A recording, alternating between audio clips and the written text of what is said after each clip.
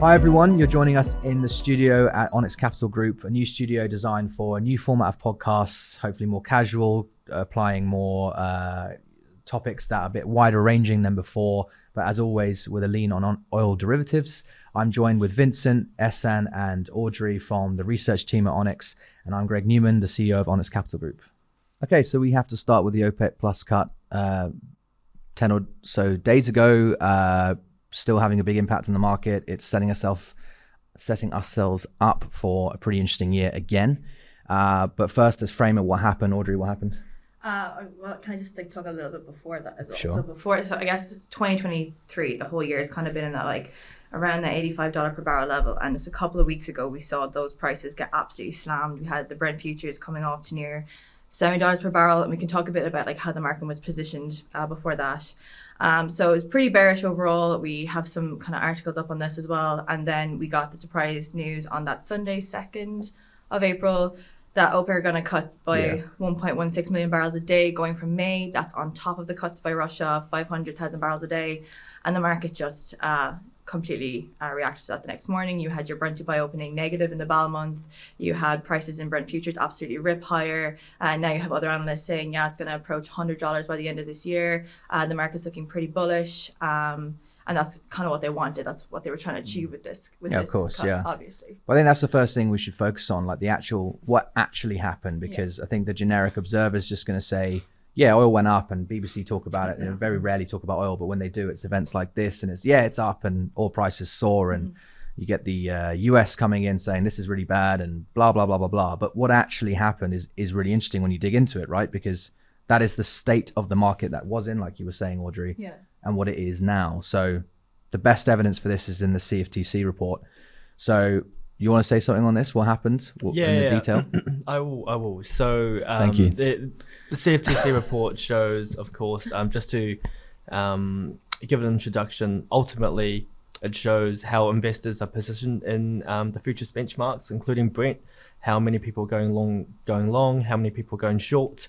And it's worth setting the context here because Saudi, the energy minister, Prince Abdulaziz, last year he was bemoaning about how the physical market and the futures market was completely disconnected. So the initial cut last year at around $90 per barrel was to set the tone, to set OPEC wants to control price floor, and this time it was sort of repeated because as we might know from before, there was the SVB and the Credit Suisse bank crisis, which caused a massive macro sell-off, which caused oil prices, caused Brent to come off by over $10.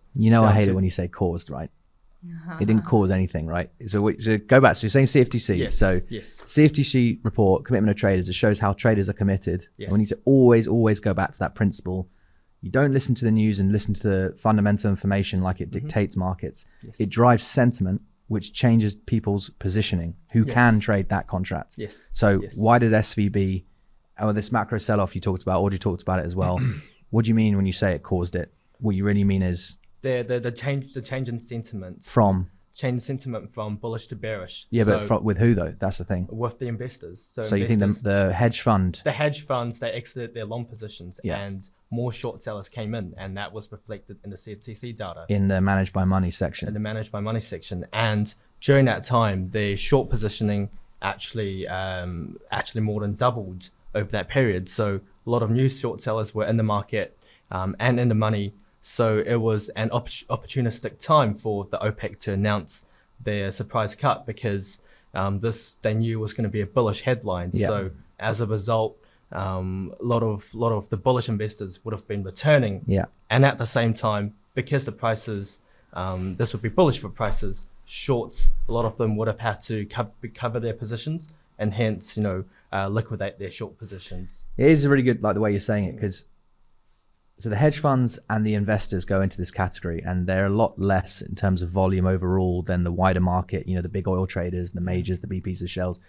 But they are fast money, right? They react in and react out very quickly. So they do tend to move the price quite aggressively. They're kind of usually responsible for these aggressive moves. When there's a change in position from the bigger guys, it's a lot of volume one way. It has a lot of knock-on effects, and they obviously know that. So everyone's looking at the kind of liquidity space all the time. But to your point, we had this throughout 2022 and even years before that, this whole game of cuts. I guess we were shocked by it or at least I was, because I thought, you've already used this bullet so many times. You're now going to go in again and say it's a cut. And they love to release these headlines to see how the market reacts. So we know the hedge funds are going to come in and buy.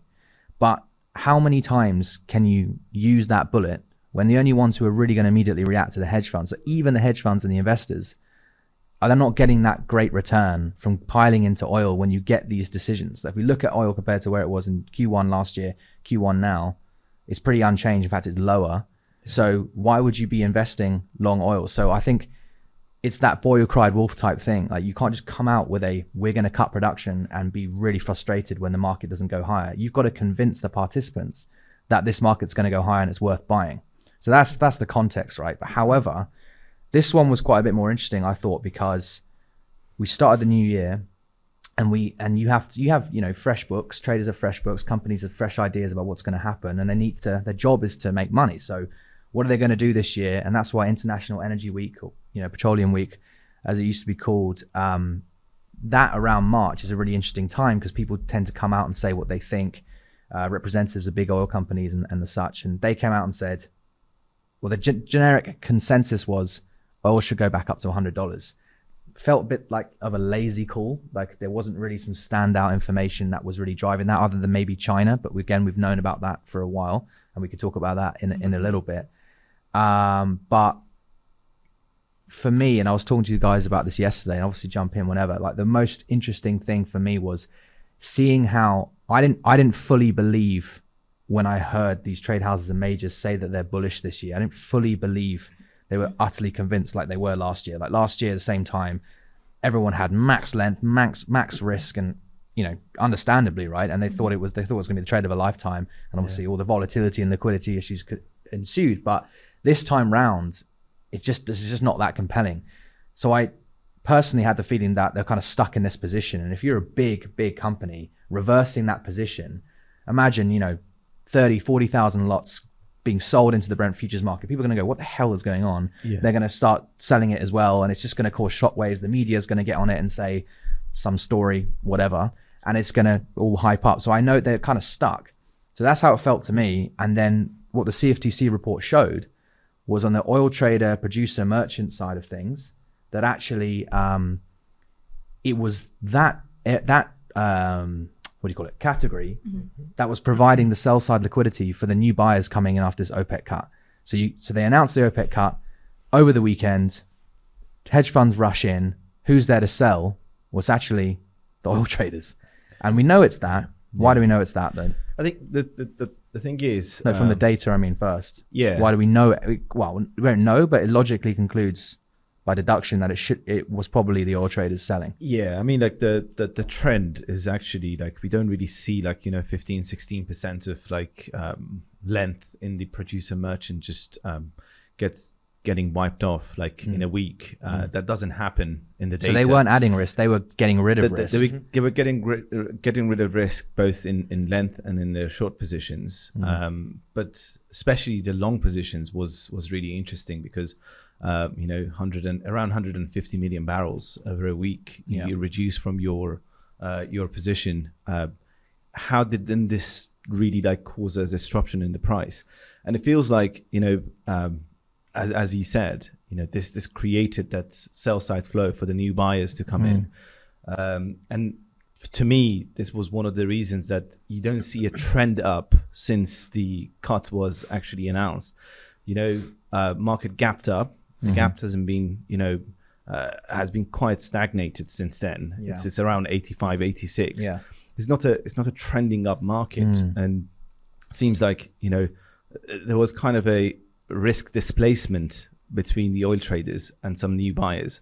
Exactly. So to break that down, new buyers coming in, the sellers could have been producers selling, right? Because that would make logical sense. If the price is higher, I'm happy with this price, I'm going to hedge forward, which is going to sell. So you would see that in the CFTC report as the short category getting shorter. But what happened was, like you said, the short category did get actually longer, if anything, but it was the long category in producer, merchant, end user, which is where all the oil traders and trade houses are. That was long and reduced.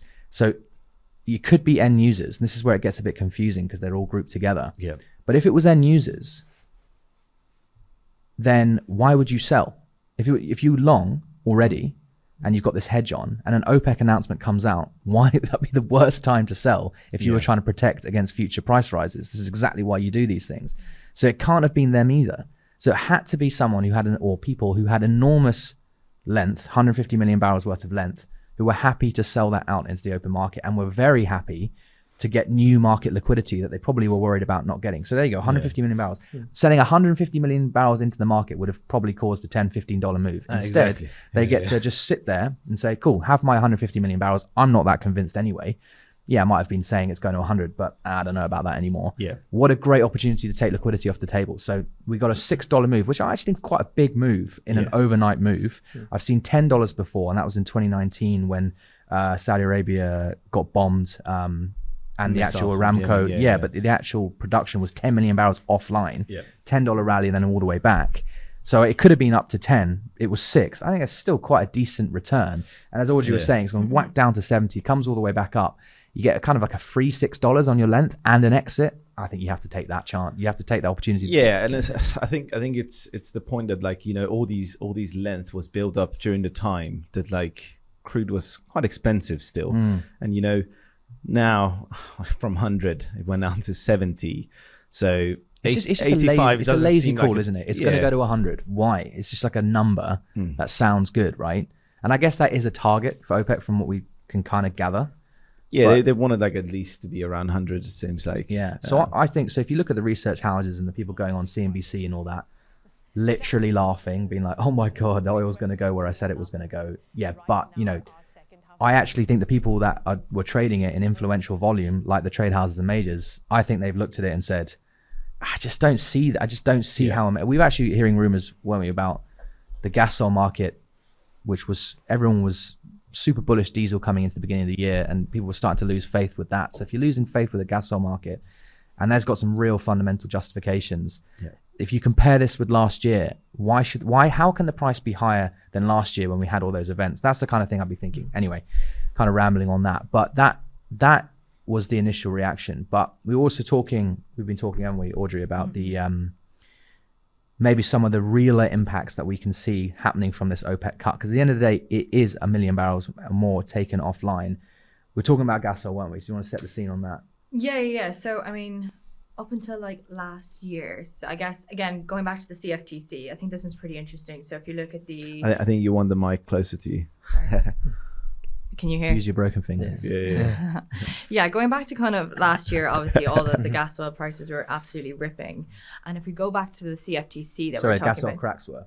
Gas oil cracks were. Yeah. And if we go back to the CFTC, so that same kind of thinking, if we actually look at the gas oil futures this week, so we can see that the shorts in the market are at their highest level in 2.5 years, and the longs are actually at their lowest levels since September 2022. That's really interesting, because if you think of kind of back in like September, October, November, December, what were the cracks doing? They're absolutely ripping. And then if you go and you look at the open interest in those cracks this week, we actually saw that open interest is up by 7% week on week. That's actually a pretty small change compared to what we've been kind of seeing all year. And what that kind of suggests is, actually, the market's obviously maybe saturated in one direction. And because we know that, in the futures, it's saturated to the short side. Looks like, anyone that could have sold potentially already has, and it's potentially prime now for a rally. We've got, like we saw in obviously SEP 2022, where the longs were pretty low. They came in the next couple of months, price in the cracks absolutely ripped. So what me and Greg were kind of talking about, like, is potentially this is like a kind of a floor reset. And then if you kind of think, so obviously what we didn't have in the winter is we didn't have that like gas to oil switching. And what me and Greg were kind of discussing was, obviously gas prices are really, really low. So, maybe people won't bother. Kind of, that doesn't incentivize people to switch. But actually, actually gas prices being really, really low isn't necessarily a good thing for Europe either, because what we're seeing, particularly from China, and everyone's pushing this, China demand story. We can talk a little bit about like EIA and OPEC and their oil demand forecast. But in terms of just general demand, everyone's like, China's going to be back. Yeah. The demand is going to soar. What that means for gas prices is, those big guys are going to come in. They're going to buy the gas cheap in Europe, and they're going to need it. And then Europe is going to be absolutely shafted because they're going to have to pay more for gas. And what that's going to do is incentivize more gas to oil switching. So people are going to now come in and want to buy gas oil, and that's obviously one of the reasons that gas oil prices could go up. Another thing we were discussing as well, so people are kind of getting a little bit lazy, the kind of in terms of like the fundamental picture. We did see obviously France kind of drawing from their stocks throughout the refinery strikes, and it wasn't particularly bullish because everyone's thinking, the ARA is actually, pretty well stocked. People just might be getting a bit kind of too comfortable with that narrative too. And obviously Russia's price cap on their products, and people still kind of thinking, sure, Russian products will probably still get into Europe somehow. Yeah. But if we're pushing this, China demand is coming back, we're going to see like their industry is going to rip. They're going to need all this gas oil. Well, they're going to take Russian supplies of gas oil. Russia's going to be like, well, why would I even bother trying to get product into Europe? That's far too difficult. I'll just sell to the guys that want it. So now Europe is actually going to see that supply tightness that up until kind of the end of last year, that's what we were thinking. People bought up until about February before the cuts, and after that, so the market was super, super supplied. So we haven't seen that tightness yet. There's no reason though that in kind of Q3, Q4, we're not going to start seeing that. We also got blessed with a really, really warm winter. I think we can all see. But again, I just need to remind, like I told off Vincent in the beginning, it's not. We're telling this. This is the narrative that's going on. It could be real fundamental changes, but it's how it translates in the derivatives, right? Yeah. So I think a lot of what you're saying was really compelling. Like, the big trade last year for the physical market was, blending around oil, getting it back to Europe somehow. And that's incredible amounts of money were made doing that. But any law of economics will tell you that eventually, that opportunity eventually dies away, gets arbitraged out. So as you say, people are getting very reliant on the idea that flow can come in still. And that gas prices are, I wouldn't say low, but way lower than they were when all the panic was going on. Well. And you probably, but then from the derivatives perspective, probably been long on gas oil cracks from $40 down to like 18 or whatever it was. It is, right now. So that's crazy because you come into Q1 again, people weren't didn't seem like people were that. There was not much fever pitch about Brent crude futures flat price, but the gas oil cracks people were. So there's a lot of length. We heard rumors that like influential players got quite hurt in Q1 from the gas oil cracks getting lower. They kind of went back up again, probably helped by the refinery strikes. But look, we've had a massive sell-off. Massive sell-off in gas prices, natural gas prices, massive sell-off in gas oil cracks. Why would you be long when you've got burnt every time you're long? And as you said, there's ARA stocks are building or at least not going anywhere. So you just can't see the argument to buy again when you got burnt so many times. But ironically, that's the best time to buy because we've got a lazily kind of, it's fine, like it's over, we misjudged it or whatever. So we've actually got a max short gas oil market rather than a kind of balanced market on the back of a new event, which is the OPEC cut. Chinese demand, could be, filtering through. So what happens how does this translate to derivative pricing? Well, the shorts have got to cover if something happens, and that what the something happens is new flow. The new flow could be a crap load of buy side hedging.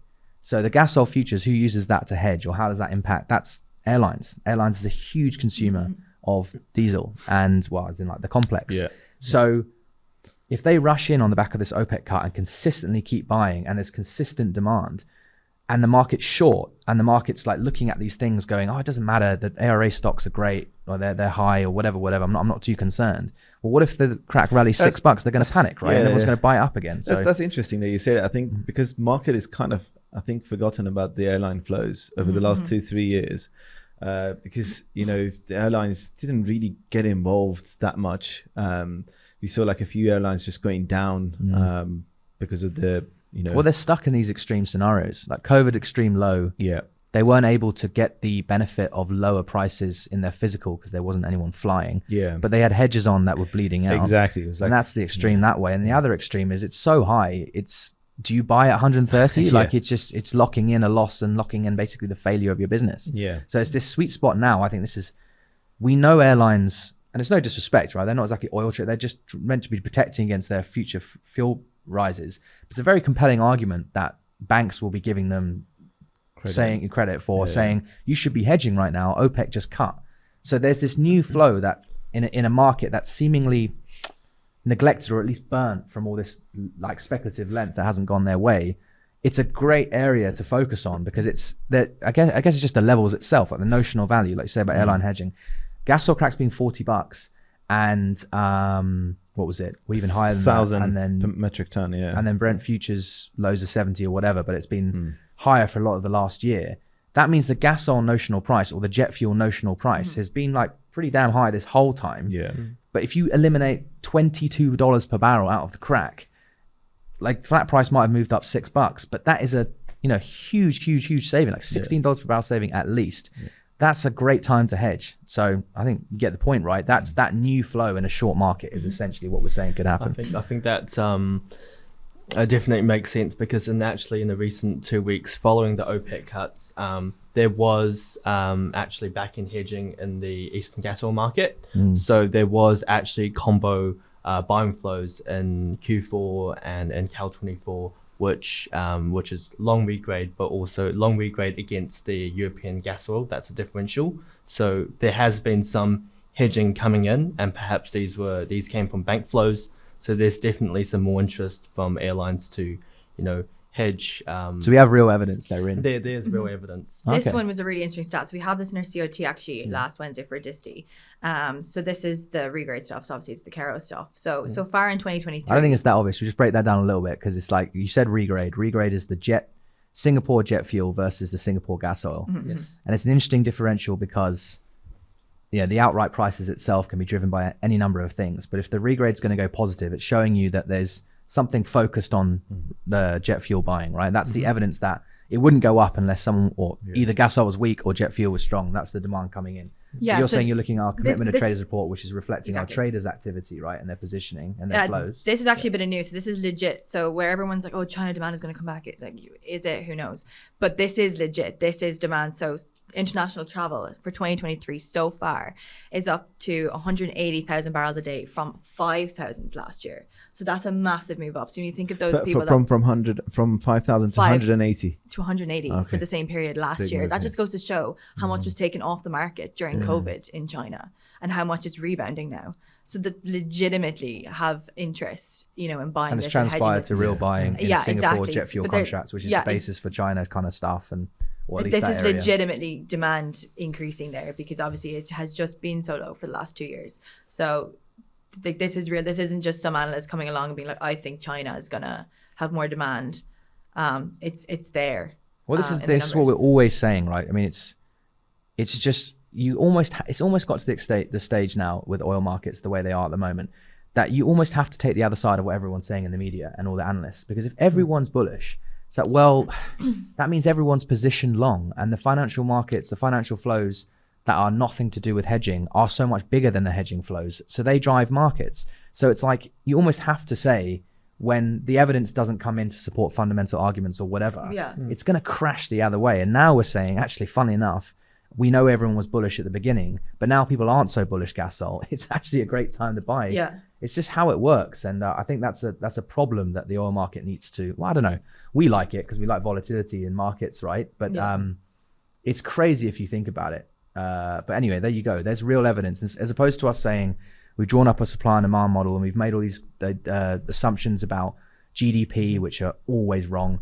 Assumptions about, whatever it is about demand. We've said, no, we can actually see the buying. We can actually see the demand from as you said, the airline complex. But more importantly, on the forward contracts, which is the forward physical, which is actual evidence, it's there. And that's what's so great about the swap markets. It's funny, you mentioned jet, and we were just in brackets, we were advising a client and getting long Q4 jet east west, which is again kind of in line with what we're saying, that people are looking at that area of the curve more in the deferred. The level seems quite cheap at the moment to get in, especially with China coming back. So there's evidence that people are looking at this and they want to capitalize on this opportunity. It's another great thing about the derivative market, right? Because if you have, like you said there, it's the east-west. So why is that cheap? because the forward markets are just a function of what's been happening in the flows. And usually it's the prompt market that dominates, and the forward markets tend to kind of fluff about as they're linked. So the East-West is probably low because what's changed in the last year? Everything's been pointing to Europe. It was a disaster. We didn't know what was going to happen. So all the East-West had to reverse. The West prices had to be more expensive than the East, or at least on a relative value basis, a lot more. So it makes sense that the forward East-West would still be pricing that in because it's like nothing's changed. But we're saying there actually is a change, and we actually think it's not going to be the same. And yet the forward curve still has a price that is linked to that, and no one's positioning in it. It's a great time to enter that contract. I mean, that's people need to get used to that. I mean, I just see so many people say, no, it's there because it's the fundamentals playing out in the future, and I just have to not go mental. But I think we've explained that relatively well. Was there anything else we haven't actually discussed on the OPEC cut that could be interesting? I think one thing that I would want to add is this time the timing was really key, and it seems like that it was very sophisticated move from their side. You mean the weekend release? The weekend, but they do that all the time now. But not just the weekend release. I think it was a good timing because 2-3 weeks prior to this, it was the time that the money managers in oil kind of gave up on their long positions. So I'm getting short. They were getting short and they were exiting length, and then okay, this is just going to go south, and we don't want to be caught out on this. So market max short. Yeah, very possibly, and they should be, right? Looking at this, that's how the most influential and sophisticated oil traders do it. It's not just about the fundamental picture. They look at how the market's positioned and go the other way. I mean, that's poker, right? That's the whole. The hedge funds must be really mad now. But the hedge funds are always playing a catch-up game. They're always using information that's retrospective. It's third hand. They have to be using, and I guess they increasingly are, more sophisticated techniques for how to generate alpha, as they put it. But the other side of OPEC, it's, I guess, what I hadn't considered coming to this year, because actually you told me yesterday, you're like, yeah, maybe it could be bullish this year because OPEC might cut. I'm like, if they cut, they're crazy. There's no way they're doing that. They've used that. It's just not going to happen, or I can't see it happening. Then they did, and I thought what I've missed actually was this whole political side, how politicized it's got. So the group obviously didn't like the response from Biden, which was this SPR release. Now, it's so much more sophisticated SPR release than it's ever been before, which is instead of just throwing 200 million barrels at the market, we're going to produce 1 million a day and just eat away at that incremental demand and just satisfy it. That was a great move. And so you just had this relentless supply increase. Now they're saying, okay, I guess kind of fair play, but what can we do against that? Well, they know this market a lot better, and I think they can play chicken a lot better. Because if they say something, like for instance, if Saudi Arabia say something, only one person needs to make a decision. In the Western worlds, you've got everyone's against the leader. In Saudi Arabia, if they say something, you're all doing it. So they can. That's one thing. But the second thing is, I think they think that this SPR is important, and they're going to need to refill it. And as I say, it's a game of chicken. You're going to need to buy oil. I'm going to cut again, so it's even more, and price is going to go higher, or at least you're going to struggle to find that extra oil. So who's going to blink first?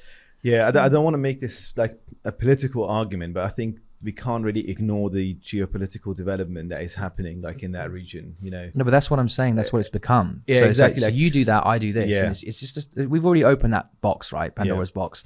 Putin energy war and OPEC cutting in the middle of an energy war. I don't know why people forget that. They can't in the middle of an energy war. But anyway, whatever. That's got to be political now. We have to explore that. You can't avoid it. But what I'm trying to what I'm alluding to, like recently with President Xi Jinping going into Saudi Arabia and going into Gulf regions, like getting an alliance there, and also like de-escalation with Iran. This is another big fact. Like it seems like those oil producing countries in that region are more looking towards east now than before. It was a lot more like looking at west. I think maybe Vincent, when you say looking at, what do you mean? As in like they are more aligned with the eastern policies than and like they want to put their bets more towards the rise of the east than being aligned with Europe and US. And this is like a clear sign, right? It is, but I guess I'm just going back. It's just this move, this cut now, when you've already kind of extended your cuts. I think that's quite a hard argument to give in a round of people on the table, being like, you know how you've already cut from 30 whatever down to 29 or 29. We're going to cut again. Like, shit, like really? Like what's the play here? You need to be convincing that there's a play here, and the play has got to be the US they're gonna flinch and they're gonna start buying oil, and they've got 200 million barrels to buy. Like this is the right move. It's a hell of a game of chicken. But the one thing I can't understand is why does everyone keep ignoring US flow? The production increases they're more tapered now. We don't want to disrupt shareholders. Sorry, we want to align with shareholder interests. We don't want to just ramp up production. So why is your production all-time highs then? Yeah. And why is it still increasing then? And it's not even the independents anymore. It's the Exxons, the BPs. They keep announcing. I don't know who's spinning this narrative that the US oil supply isn't increasing, but someone is. It's kind of the environmental stuff, right? Like as in, like it doesn't come out of the White House. It doesn't base with the data though. That's what I'm saying. If the market says, I love data, show me the evidence. Well, go and look at the data then. No, it's more like a media thing, you know. Like it's a media thing. Yeah. But then who's speaking to the media?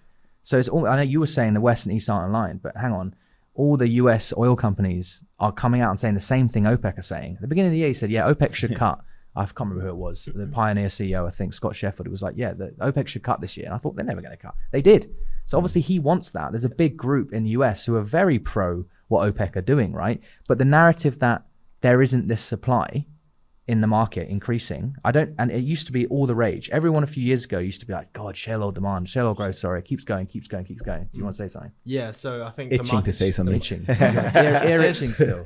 You're complaining about your ear tickle. Yeah. But yeah, it's interesting to note that it's all about the market share, and because of this OPEC cut, shale really benefits shale oil producers because they benefit from these high prices, and even though there's relatively higher capital investment needed right now, they're still they're producing at all-time high levels, as you mentioned before. And also it just seems like with OPEC there seems to be some semblance of unity, but within the US, you have the SPR needing to be refilled, but at the same time this OPEC cut is really beneficial for these shale producers. And also in US you have variance in political opinion. So of course you have the climate change, the sustainability agenda to deal with, the Green New Deal and all of that. But at the same time you need energy security is another thing that came to the forefront since the Ukraine war, since the energy crisis from last year. So there's just a lot of different factors to deal with, and that what makes the OPEC cut really interesting, because before the shale was a massive contention, but it seems like right now the producers aren't as worried about what US shale are doing right now. So that's what they're signaling to the media, yes, that they don't care about shale oil. And I think that's a signal. Surely they are. Surely they're worried at some point. 1 million barrels a day from the SPR, could that be translated to 1 million barrels a day increase in shale? Is that or not just shale, just US oil production increase is possible, right? So what I'm trying to say is like you cut because of the SPR, and even if the SPR stops, well then you've still got this increase. It's probably too much to say that it could be like for like, but not too dissimilar, right? I mean, Europe's getting. This is another thing that's really key. It's not just what US produce; it's what they export. So if they produce 1 million barrels per day, they export 1 million barrels per day, then that's only 1 million barrels per day that can hit the export market, which can impact trader sentiment, supply and demand models, whatever, for them to then react on Brent futures. Should we actually look at some charts? Like I've got look at some charts, but just to finish that, just the 1 million barrels per day, let's just say in that argument, US production could go from 10 to 10.5, and you would think, okay, that's 500,000 barrels per day increase. That's kind of interesting. That's definitely an increase. But what if the exports go from 1 to 5? That's a 4 million barrels per day extra that's going into the global market, that's competing with the global export pool, that's competing to price dated Brent, which is the most dominant benchmark in the world, and Dubai and all that. So that's what's important. So they've gone from... that's the chart actually. So like for the people who are listening in, we're looking at the US exports of crude oil. and we're looking at the 5-year, so it's definitely seasonal. got to 5 million. Yeah, it almost, got to 5 million. I think that the last data point is actually like showing us like it kind of depleted down to like 2.7, but that's fine. I mean, like generally the trend is the current export out of the US is higher than previous years. And But another thing as well, this is very nuanced, I think, for the average viewer, but has to be said. Why? So if we're talking about exports rather than just production increases, why would exports increase? Okay, they want to maximize, their revenue outside of US, fine. There's another nuance, which is WTI Midland or WTI barrels from the US now are being used to price the Dated Brent contract in Europe. And the average person would probably say, if there's no material change to the supply, who cares? But if I was an oil trader and I was short the Dated Brent contract and I thought the Dated Brent contract is way too expensive, I just think it's got to go lower. And then I had control over basically whatever I could get my hands on in the US and ship it over to the region where North Sea's priced, Scotland, whatever, Europe. Yeah. I would buy as much as I could in US and I would ship as much as I could over and flood the market because I think it's short and I also know the market can't sustain itself. So that's what's going to happen. The idea that giving more optionality to you give more traders, optionality, the exports are going to keep coming. So, because if the demand's there, cool, you give it to the refiners. If it's not there, well, at least you make it very clear from a physical basis that the market can't be any higher than it is right now. It's a strategic thing and it's about derivatives. And I think it sounds confusing, but if the derivatives price to this physical, then that physical staple flow from the US is going to only increase in my mind. Yeah, and it's literally like parking like VLCC's floating storage is all like the classic stuff. And then, So I think the market's going to be more susceptible to bear like kind of runs in Dated Brent, maybe whatever. The point is that more of this US oil is going to make its way into the export market, which is what's important for pricing the world's crude. So the idea that it's fine for this OPEC cut, but what if they increase their exports by another 1 million barrels per day? Then that does compete. It's interesting. I don't know if I remember I said to you guys that analogy my boss used to say. Yeah, just one point to that. Like I think at the moment, like US is struggling to fill up the SPRs. Like even if they do increase, do you know that production, though? Well, like it's that's like what the media say, right? And the media like gets in it from the data is like 190 million below the. I know you're right, Os. I'm not trying to condescend, but I'm just thinking a curveball is. Why would do they have to announce what they actually own? As in what's in the caverns, they probably have to announce, right? In the SPR caverns. But how do you know they haven't got leases on, they asked Chevron to go into Venezuela and buy some more crude. It was like 200,000 barrels per day. Where's that oil gone? I don't actually know. There could be an answer. I'm not sure. They have the ship tracking software. But they could just be like, that is actually our oil, just because technically it's not on the SPR. I mean, that would be a really smart move. Building up this supply, and being like, well, when it's ready, and it's new supply. Venezuelan oil is new supply to the market. It's not taking from the existing pool. Yeah. So anyway, I'm not saying I'm not conspiracy theorist. But I know what you mean. Yeah. It's just like another thing to consider. But do they go, oh, you know what, OPEC, you're right. I'm just going to buy 200 million barrels at market. I don't think the US government are going to do that. Yeah. I mean, like depends, right? As in, like they could? if the price goes down enough, but to buy 200 million barrels, they can do it in phases, right? Just like how they released it. No, I get it, but it's a bit like the hedge funds argument about the the trade houses and majors, whoever it was, we don't know, getting rid of their length. They needed the hedge funds to buy as a liquidity opportunity. It's the same thing in physical.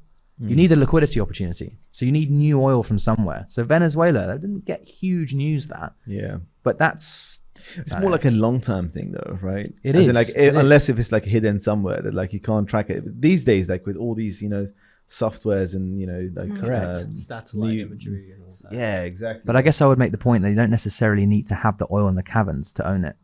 As in, it might not be. As in, you might have agreed. It might be assigned to you as like this is what you own, but like you kind of have something in place that like you're going to bring them in. So either way, this is the game at play. It's the game of chicken. Do you fill your SPR? Is the market going to be too tight for you to do it? And it has to happen soon, right? How much longer can the rest of the OPEC community, whatever, the producer group, how much longer can they go, okay, it's fine that we're cutting? They don't seem bothered by it now. And maybe because it worked quite well last year at points. I don't know.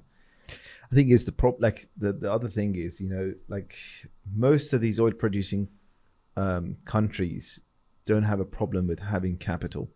You know, countries like Saudi Arabia and UAE, you know, they don't need to like immediately go and generate some revenue to run the country. Right. Well, Russia does. So you're saying the smaller players. as in, like, they have more time, you know. But what about Angola, Nigeria?